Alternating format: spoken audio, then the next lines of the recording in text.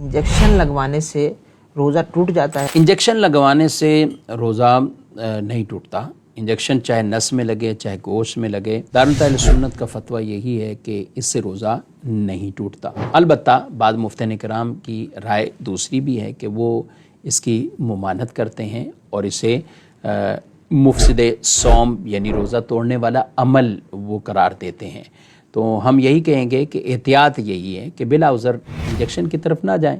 अगर आपका रोज़ा यूं ही पूरा हो सकता है, लेकिन बाद वक़्त ऐसी अगर ज़रूरत वाकई होगी, शिद्दत से बुखार आ गया, कुछ और ऐसा प्रॉब्लम आ गया, ऐसी सूरत हाल में अगर इंजेक्शन लगाने से रोज़ा पूरा हो सकता है तो ठीक है, आप रोज़ा इंजेक्शन आप लगवा लीजिए और अपना रोज़े को यूँ मुकम्मल कर लीजिए।